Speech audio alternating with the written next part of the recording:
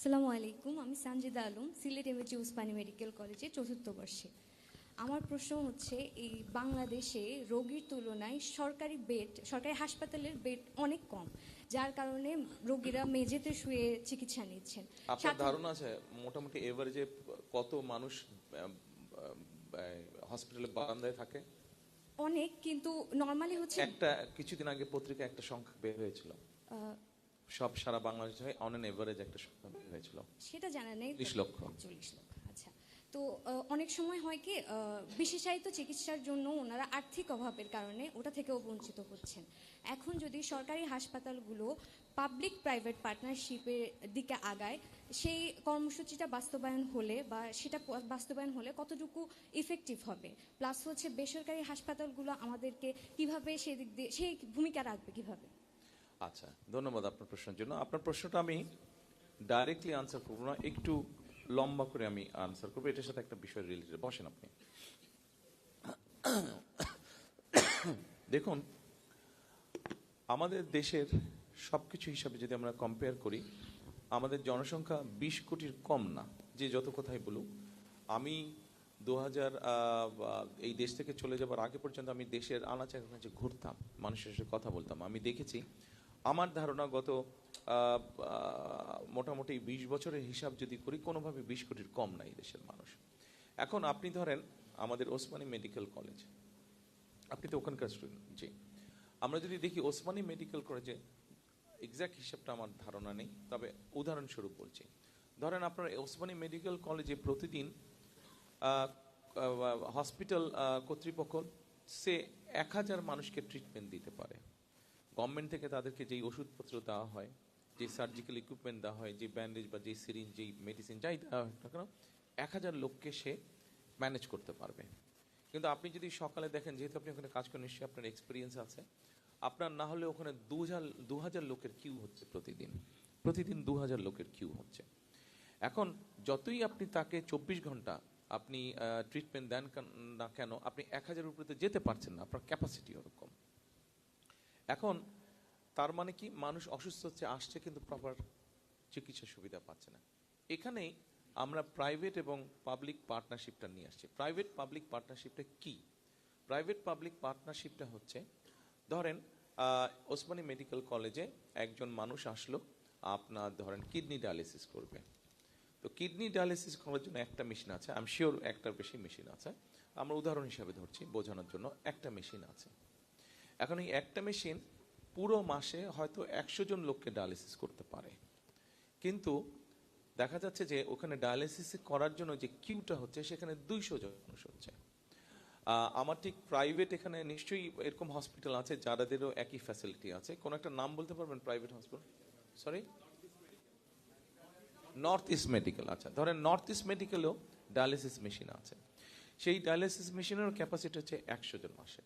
তো আমরা যেটা চিন্তা করছি, আমাদের যেটা পরিকল্পনা আছে, সেটা হচ্ছে আমরা Osmani medical north east medical কলেজের সাথে আমরা কথা বলবো, তাদেরকে বলবো, দেখো তোমাদের একটা মেশিন আছে, কিন্তু তোমাদের যেহেতু প্রাইভেট হসপিটাল, তোমাদের খরচ যেহেতু তোমরা বেশি নাও, স্বাভাবিকভাবেই ওরা হয়তো সে মাসে 30 জন রোগী পায়, তার মানে 70টা খালি থাকছে তাদের।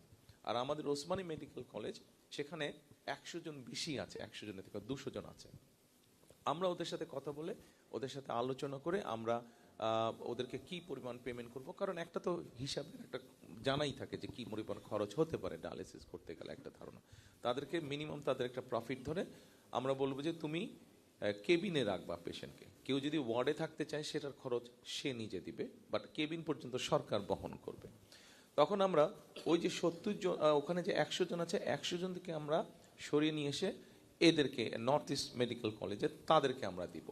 এটাই হচ্ছে বেসিক্যালি বেসিক থিওরি, যেটা আমাদের বেসিক পরিকল্পনা, যে প্রাইভেট পার্টনারশিপ। অর্থাৎ কারণটা এই জন্য, আপনি দেখেন, আপনি যদি এখানে এখন ওসমানী মেডিকেল কলেজের যদি সেকেন্ড শাখা আপনি খুলতে যান, আপনাকে আজকে প্ল্যান করতে হবে, জমি অধিগ্রহণ করতে হবে, বাজেট স্যাংশন করতে হবে, মেশিন আসবে, কন্ট্রাক্টর হবে, টেন্ডার হবে। একটা রাজনৈতিক সরকারের মেয়াদ সাধারণত 5 বছর। By the time you finish the hospital, তার কাজ যখন শেষ হয়ে যাবে, রুগী যখন সেবা পাবে, ততক্ষণ একটা সরকারের মেয়াদ শেষ, রুগী হতে সেবা পাবে। কিন্তু মূল বিষয়টা এখানে না, সরকারের মেয়াদ শেষ এটা মূল বিষয় না, মূল বিষয়টা হচ্ছে আপনার সেই ডায়ালিসিস রোগী 5 বছর পর্যন্ত কি ওয়েট করা সম্ভব? তার পক্ষে সম্ভব না, ও বেচারা তো মারাই যাবে, মানুষের তো মরেই যাবে।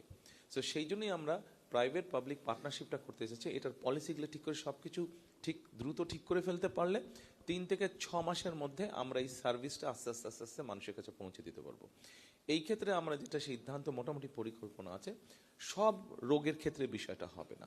যেগুলো নর্মাল রোগ সেগুলো করতে হবে না। এটা হতে পারে কিডনি রোগের ক্ষেত্রে, এটা হতে পারে কার্ডিয়াক পেশেন্টের ক্ষেত্রে, এটা হতে পারে ক্যান্সার পেশেন্টের ক্ষেত্রে। এরকম যেগুলা সিরিয়াস টাইপের অসুখ বিসুখ, সেগুলোর ক্ষেত্রে আমরা প্রাইভেট পাবলিক পার্টনারশিপটা এরকম একটা পলিসি আমরা তৈরি করতে যাচ্ছি।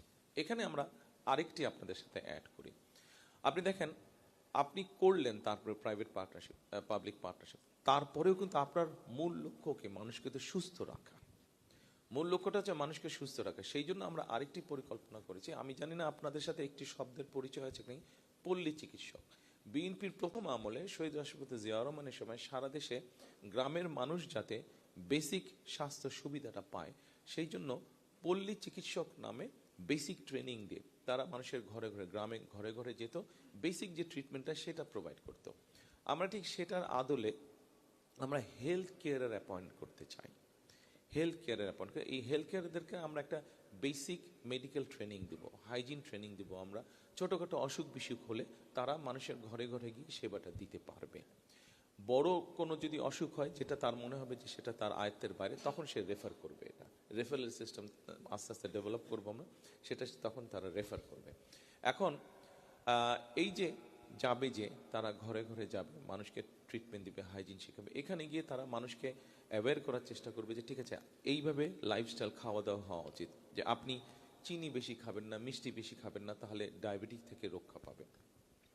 আপনি ভাজা পোড়া এই ধরনের জিনিসগুলো খাবেন না, গরুর গোশত, চর্বি টর্বি এগুলা বাদ দিয়ে খেতে হবে। তা শাক সবজি বেশি খাবেন, গ্রিন ভেজিটেবল চেষ্টা করবেন বেশি খাওয়ার জন্য। তাহলে যেটা হবে সেটা হচ্ছে যে তাহলে কার্ডিয়াক সমস্যা কম হবে। এই ধরনের বিভিন্ন বিষয়গুলো মানুষকে অ্যাওয়্যার করবে। কেন অ্যাওয়্যার করবে, কেন অ্যাওয়্যার করা প্রয়োজন, মানুষকে কেন এই বিষয়গুলো জানানোর প্রয়োজন? কারণ ওই যে ওসমানী মেডিকেল কলেজে প্রতিদিন 2000 কিউ হচ্ছে, ওই কিউটাকে আমরা কমিয়ে আনতে চাইছি। আমরা ওই লাইনটাকে ওসমানী মেডিকেল কলেজের ক্যাপাসিটি হচ্ছে 1000 মানুষকে ট্রিটমেন্ট দেওয়ার প্রতিদিন। আমরা যদি এই কিউটাকে ধীরে ধীরে ধীরে ধীরে কমিয়ে আনতে পারি, আপনি তাহলে কিউটাকে কমিয়ে আনলে সরকারের উপরে খরচ কম পড়বে, প্রেশারটা কম পড়বে, খরচের স্টেটের খরচটা কম পড়বে, এবং যেই মানুষগুলো যাবে ট্রিটমেন্টের জন্য সেই মানুষগুলো আস্তে আস্তে বেটার ট্রিটমেন্ট পাবে। এরকম, এবং আমাদের বোন যে বললো যে হসপিটালের বারান্দায় মানুষ শুয়ে থাকে বেডের অভাবে, সেটার পরিমাণও আস্তে আস্তে আস্তে কমে আসবে। এটা যে 1 সপ্তাহ, 1 বছর, 2 বছরই যে ব্যাপারটা হয়ে যাবে তা না। আপনি যখন শুরু করবেন কাজটা, পলিসি নিয়ে যখন কাজ শুরু করবেন, সময় লাগবে, কিন্তু আমরা কনফিডেন্ট ইনশাল্লাহ। আমরা সকলে মিলে যদি কাজ করি, আপনাদের মতন ইয়াং ডাক্তাররা যখন ফুল ফেজের ডাক্তাররা আপনারা কাজ করবেন, আমরা ওই গোল আমাদের ইনশাল্লাহ অ্যাচিভ করতে পারবো।